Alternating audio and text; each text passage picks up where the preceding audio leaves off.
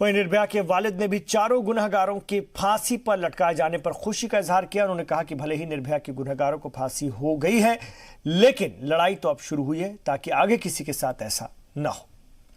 न्याय तो हमें जरूर मिल गया, इसमें कोई शक नहीं। लेकिन आज के समय में, इस समय हमारे जो दिमाग में बात है, किसके दिमाग में क्या है मैं नहीं जानता, लेकिन हमारे दिमाग में वो एक जो तिहाड़ जेल में उनको फांसी दे दी गई है, तो वो एक सपना की तरह से, मतलब एक संजोए है कि नहीं इस तरह से दी गई, ऐसे हुआ होगा। लेकिन वही एक सिंगापुर में अपने बेटी को हमने एक एक सांस को टूटते हुए जो देखा है, वो दोनों नज़ारा आमने सामने है। क्या आप करने जा रहे हैं, क्योंकि आपकी बेटी को इंसाफ मिला है, मुल्क में भर में इस तरह के मामले बढ़े हैं। आखिरी सवाल यही है कि क्या बैठ जाएंगे अब चैन से, तसल्ली से, या इस पूरा जो भी मामला है, जिस तरह संघर्ष रहा है, उसको आगे बढ़ाएंगे दूसरी बेटियों के लिए? बिल्कुल आगे बढ़ाएंगे, बैठने का तो प्रश्न ही कहाँ उठता है। अगर बैठना होता तो हम कभी के बैठ गए होते, हमें न्याय की क्या जरूरत थी। इनकी फांसी न भी होती तो हमारी बेटी थोड़ी ना वापस आने वाली थी।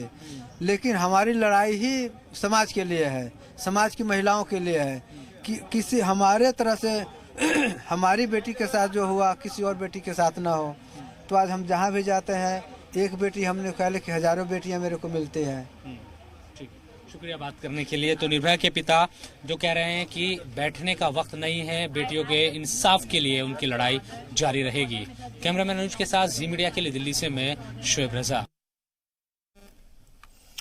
कसूरवारों को फांसी मिलने के बाद निर्भया की वालिदा ने कहा कि अदलिया पर उनका एतमाद मजीद बढ़ा है। निर्भया के दरिंदों को आज फांसी दे दी गई। आशा जी हमारे साथ मौजूद है। मैम, कितनी तसल्ली भरी सुबह आपके लिए आज की है, कितनी तसल्ली है आज? देखिए, बहुत तसल्ली है। फाइनली जो 7 साल से संघर्ष कर रहे थे, जो जैसे इन्होंने दरिंदगी करी थी, वैसे ही कानून ने इनको सजा दी। तो कानून ने आज साबित किया कि देर से ही सही, लेकिन ऐसे दरिंदों को सजा जरूर मिलेगी। चुनौतियां बहुत रही, बार बार फांसी पोस्टपोन हुई, केस को डिले करने की कोशिश की गई, लेकिन फाइनली आज वो सब कुछ खत्म हुआ। उन 4 दरिंदों को फांसी हुई और निर्भया को इंसाफ। आगे भी संघर्ष बेटियों के लिए जारी रहेगा देश भर में? बिल्कुल जारी रहेगा, बिल्कुल जारी रहेगा। शुक्रिया बात करने के लिए। तो तसल्ली भरी सुबह है 20 मार्च की। जाहिर सी बात है कि 8 साल का लंबा जो वक्त है वो लग गया इंसाफ पाने के लिए। कैमरामैन अनुज के साथ जी मीडिया के लिए दिल्ली से मैं शोएब रजा। वहीं दिल्ली खातून कमीशन की सदर स्वाति मालीवाल ने क्या कहा, आइए आपको सुनवाते हैं।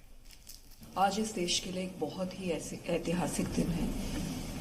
7.5 साल बाद जाकर निर्भया को आज न्याय मिला है। निर्भया की आत्मा को आज जाकर फाइनली शांति मिली होगी।